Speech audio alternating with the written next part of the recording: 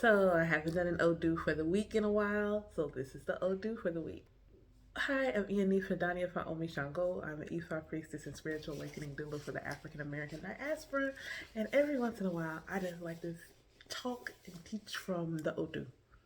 So the Odu for the week was Oyeku Ofun, and so Oyeku is the principle of death, endings, transformation, you being in the contraction before being reborn.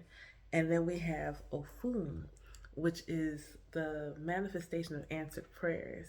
So Oshe is like the abundance, but that it's like the best way to describe it is like, let's say you had a prayer and you wanted a car, and even though you're like, I would really love, I'll use me for example, I would really love like a white Camaro with black tinted windows, but then spirit may be like, yo, but I'm gonna get you this Bugatti though. Like, you want the Camaro, but what's gonna manifest is this Bugatti. You just don't even realize how I'm about to show out in your life right now. That's that Ofun energy for me. And also, when I think about Oyeku, sometimes I think about black, and Ofun is associated with white, and so then I see this yin yang, this contraction and expansion, this push and this pull, and it's like, okay, alrighty then, this balance of feminine and masculine energy, and the the ebb and flow, the working together, the weaving together of these things, and I'm like, all right, alrighty then. And it's interesting because they're both a transformation in some regard. Both of them are, in fact, a transformation. And so it's like the, okay, so it's baby in the birth canal is what I got. So what I got with Oyeku is the baby's in the birth canal. So there's still darkness there. And then when they emerge and they're born, then it's Ofun and they're in the light. But when they moved from the womb into the birth canal, that too was a transformation. They were no longer gestating, they were no longer growing, they were pretty much ready. So they're leaving the fetus energy and moving to baby energy and being part of the world, and bringing with it all of these limitless possibilities, because that's what's in the darkness. You don't know. You can only get so much from a sonogram and an ultrasound, even when it's in 3D 4D. You can only get so much until the baby is actually there, and it's this huge surprise. It's like, oh my gosh.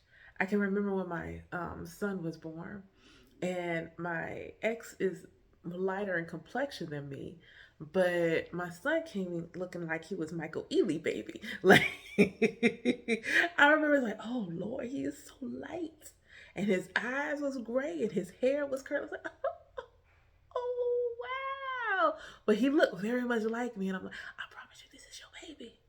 I don't know why he's so light like that. Both of my sons came out that was such, especially the gray eyes, complete like there was nothing on an ultrasound. Like I got a 3D ultrasound of him, nothing that would have told me that he would have had gray eyes. And then this little bottle, like most of the time you hear about babies crying, my son did not cry. And his eyes were completely open the moment his head exits. Like the rest of his body's still in me, but his eyes are open, looking around when he was born. Nobody could have told me that. It was a complete and total surprise. It's complete and total surprise. Like, oh, you've been here before. You're familiar with the territory. So, for some reason, that's what I'm getting. It's like we are in this place where we may be starting the week kind of like still in that middle passage. We're in the middle passage. And we're in the middle passage trying to get through to the other side. And things we have to do, things we have to overcome, things we have to get through, changes. Oyeku is often associated with Oya, so there's changes happening that are propelling us through to the other side. So on that other side is where all our prayers are being answered.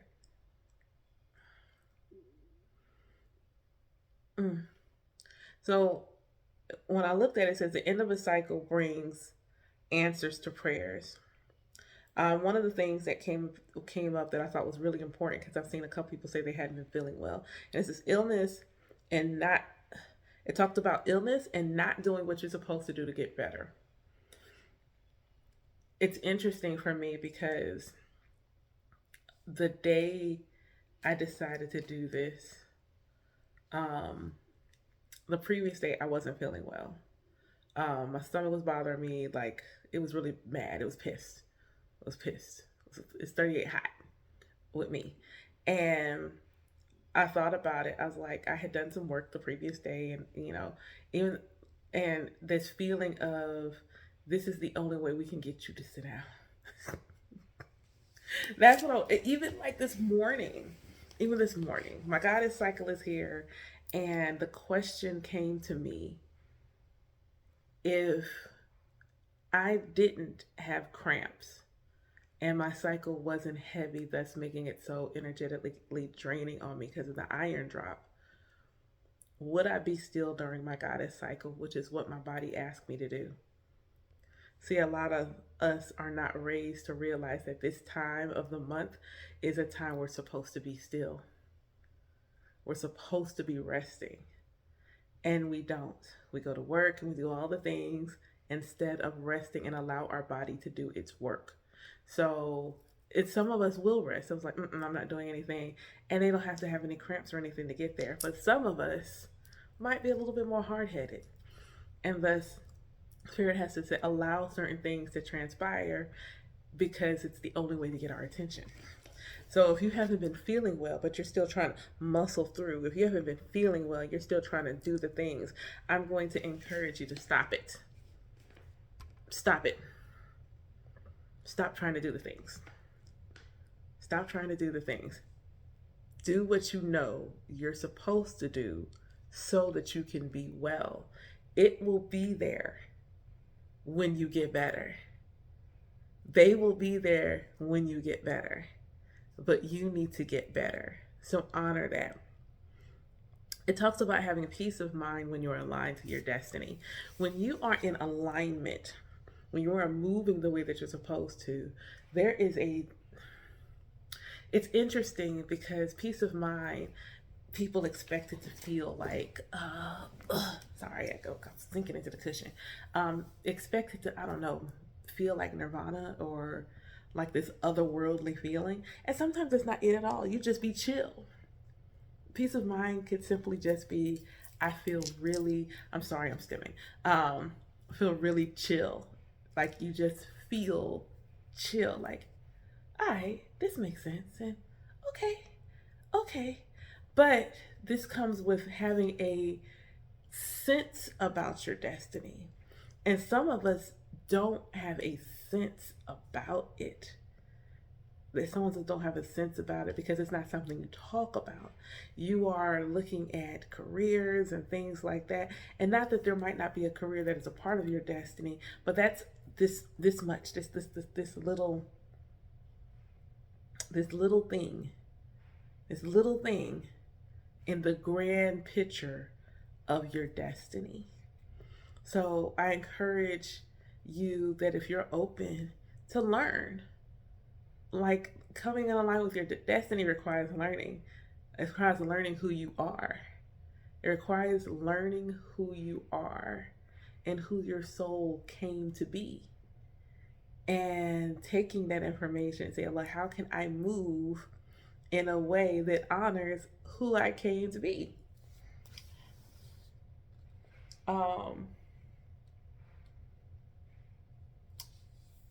it talks about grounding yourself in tranquility. And I think that's such a beautiful, beautiful thing because being able to be present and be grounded in tranquility, just taking a moment. And sometimes like tranquility is quiet. Not maybe it's not. Maybe it's music. Maybe it's the sounds of nature. Maybe it's water splashing. But finding out what tranquility actually means to you. What does peacefulness actually mean to you? And what are the ways that you can incorporate that in your life this week? We just had the North and the South Node just change signs. This could be another reason why Spirit is asking us to be still and while we are in the contraction side of things, because it literally, like, they're literally at like 0 degrees or something right now. They just moved, so we're at the beginning part of this journey. We're at the beginning part of this journey. And knowing where Aries is in your birth chart and where Libra is in your birth chart will help you to determine what areas of your life is destiny trying to weave in a certain way. So, all my fellow Cancer risings, this is happening in our career. This is happening in our pinnacle of our birth chart. This is happening in our legacy. This is happening in our public reputation. So, being able to see consider this week, where are you trying to go? What does the pinnacle look like for you? And how can that prayer be answered? If you manifested yourself at the pinnacle, what would it look like? And what from your ancestry, your roots, because if you're a Cancer rising, your fourth house is in Libra, and this is our roots, our ancestry. This is what is propelling us to our pinnacle, to our 10th house.